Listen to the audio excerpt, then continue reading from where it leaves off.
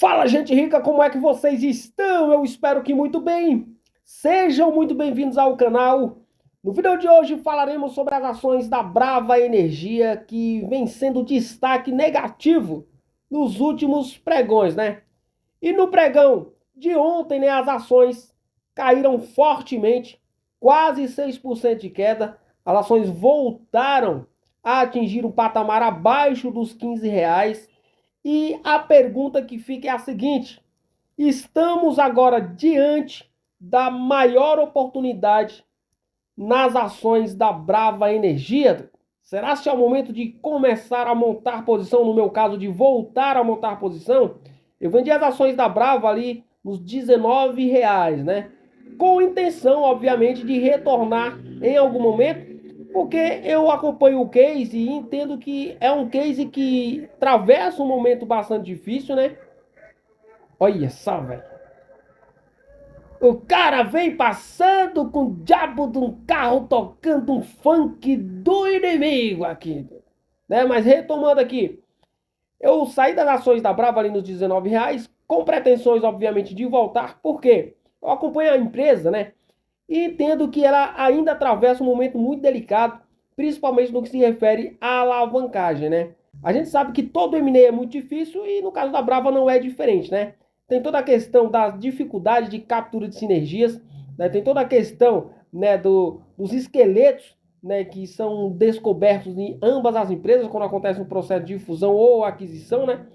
Então é um momento muito delicado da Brava, até mesmo porque também, né, a commodity não atravessa os seus melhores períodos, né? O Brent aí abaixo dos US$ 70 há um bom tempo. Mas antes de entrarmos neste fato relevante aqui, vamos dar uma olhada no que aconteceu com o papel da Brava nos últimos pregões. Aqui a gente vê a performance da ação Brave 3 no pregão de hoje, né? No momento que eu gravo esse vídeo aqui, encerrando o pregão com uma alta de 2,18%, atingindo R$ 14,51. E aqui vocês podem observar o seguinte, né? Aqui eu estou dentro da plataforma do Investing Pro, né, que é o produto premium aí da invest.com, tá? E aqui eles nos mostram o preço justo da ação, que seria aqui R$ 23,13. Então aqui a gente tem um upside de 59% para as ações da Brava Energia. Eu vou deixar o link aqui na descrição do vídeo, se você quiser assinar. Através desse link, você já garante 15% de desconto, tá? E aqui a gente vê a performance da ação no último mês. E a queda foi absurda, tá? As ações saindo aí de patamares próximos a R$ 19 e atingindo os patamares atuais de R$ 14,51.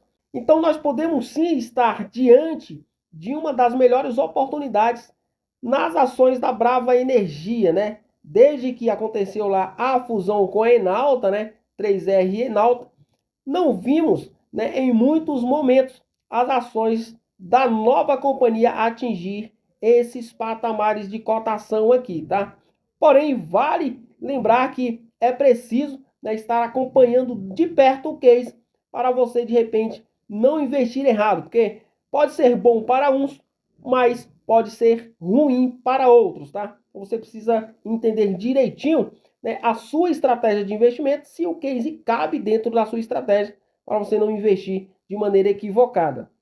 Bom, agora vamos voltar aqui para o fato relevante e entender um pouco de o porquê esse fato relevante derrubou a ação tão fortemente, né? Porque o mercado teve essa percepção após esse fato relevante aqui. Mas antes eu queria pedir para você que gosta desse tipo de conteúdo, porém ainda não é inscrito no canal, se inscreva no canal, ative o sininho das notificações para ficar por dentro dos assuntos. Aí já deixa aquele like, faz aquele comentário top line para dar aquele incentivo para o canal e interagir com a galera. Sem mais delongas, vamos logo entender aqui o que aconteceu dentro da companhia para o mercado ter uma percepção tão negativa nesse último pregão. Porém, vale lembrar, né, como eu citei no início, as ações da Brava, elas vêm penando já há um certo tempo, né? Não foi exatamente após esse fato relevante aqui. As ações caíram fortemente após esse fato relevante, mas já vem penando aí há um certo tempo, tá? Aqui, a empresa informa uma reestruturação organizacional da diretoria estatutária e também mudança na diretoria financeira e de relação com os investidores, tá? Relações com os investidores, na verdade, tá? Então, eles comunicam aqui aos seus investidores e ao mercado em geral que o Conselho da Companhia aprovou em reunião realizada no dia 20 de outubro de 2025 ajustes na estrutura organizacional com o objetivo de simplificar e otimizar processos, fortalecer a governança corporativa e aprimorar a integração entre as áreas corporativas e de negócios. E como parte desse processo, o Conselho deliberou pela otimização da diretoria estatutária com a redução de um cargo de diretor, consolidando sob a estrutura da diretoria financeira e de relações com investidores as seguintes áreas. Então eles juntaram aqui o seguinte: finanças, relações com investidores, trade e comercialização. Aqui a gente entende o seguinte: a empresa está tentando enxugar custos também, tá?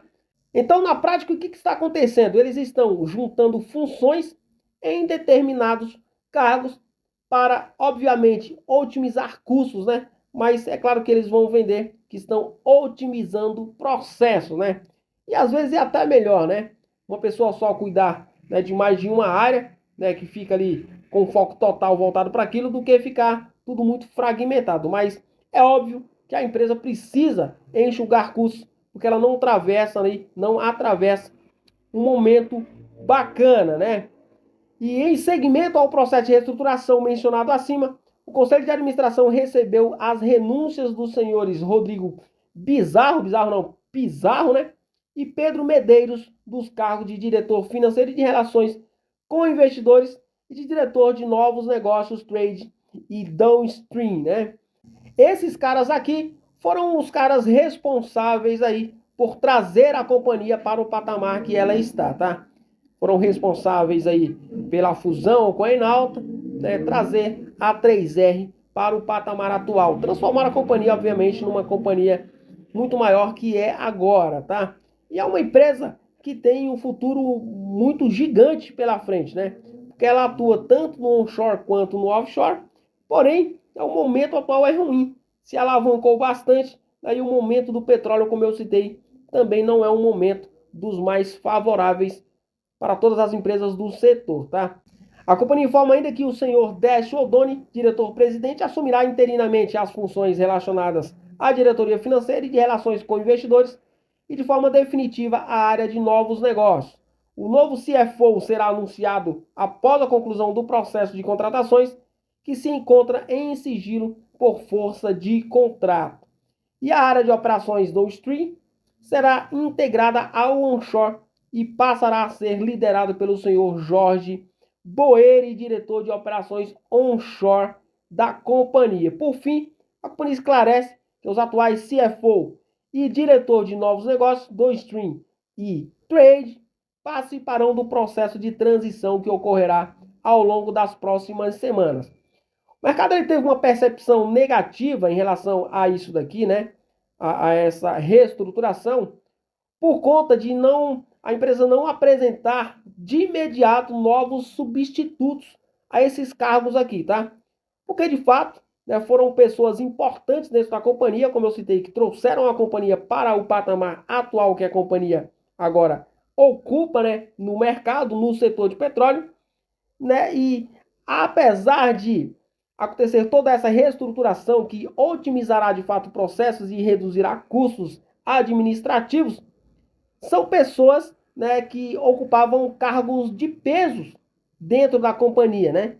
Então o mercado teme, né, por uma mudança, né, negativa na governança corporativa da companhia. Vale lembrar que isso aqui ocorre logo após, né, um acordo de acionistas, né, que aconteceu em agosto entre Yellowstone, a Jive e também a Queiroz Galvão, que estabelece uma nova estrutura de controle dentro da companhia.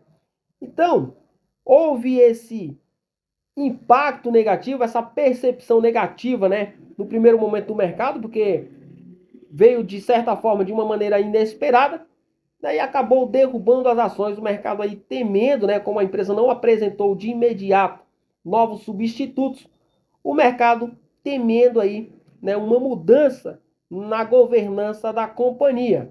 E se faz necessário estarmos sempre acompanhando de perto as operações da companhia, né? E pegando aqui o último relatório de produção da companhia, né, que foi o relatório de setembro, a gente vê que a companhia ela se mantém resiliente nas suas operações, apesar de algumas intervenções que vem acontecendo aí, né? Algumas paralisações programadas em algumas bacias, né? Aí a ANP fazendo certas auditorias aí, né?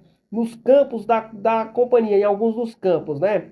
Mas aqui a gente vê o seguinte, que a companhia, né, se mantém resiliente na sua produção, uma produção bruta, né, que em setembro atingiu pouco mais de 91.800 barris, né, de petróleo, né, comparando aí com agosto, uma leve queda, né, o terceiro trimestre apresentou aí uma produção de 91.821 barris, e a gente pega aqui o onshore com uma leve alta, né, pulando aí de 34.899 para 35.293, e o offshore com uma leve queda, né, de 57.793 para 56.540.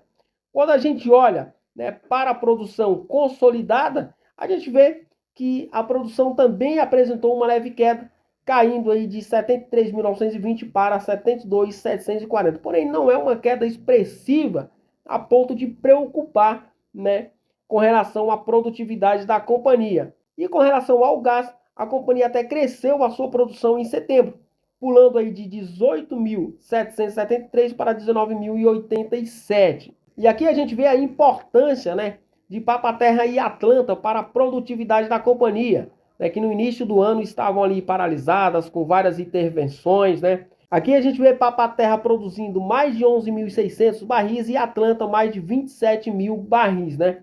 Então a importância de Papa-Terra, né, para a produtividade da companhia, né, que o mercado estava esperando a retomada da produção por lá, né, aconteceu, né, e já vem aí representando uma fatia muito importante na produtividade da companhia.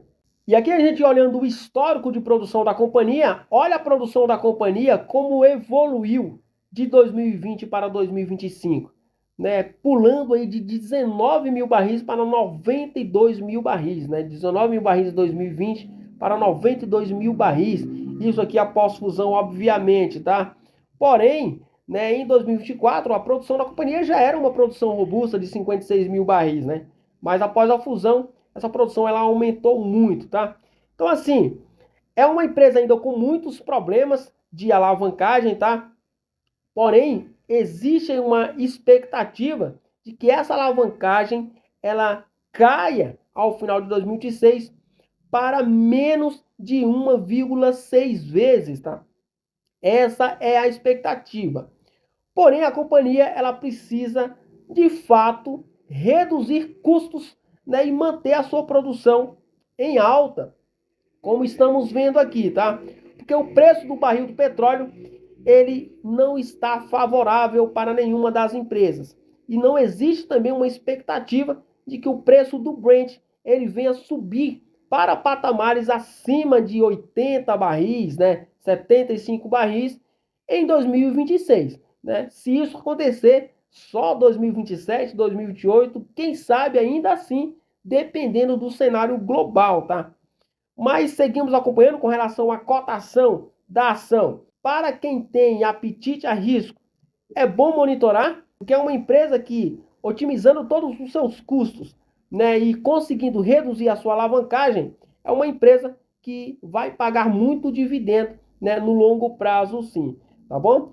Porém, não é nenhuma recomendação de compra, eu ainda continuo de fora do papel, como eu citei, vendi lá nos R$19 e estava esperando um bom momento, né? Ainda não vou voltar a montar posição na Brava, tá? Tenho posição em Petrobras, né, que já paga aí bons dividendos, e a Brava, quem sabe, né, nos próximos meses aí eu retorne aí a montar posição nas ações de Brava, beleza? O vídeo de hoje foi esse, espero que vocês tenham gostado. Forte abraço, até o próximo, fui!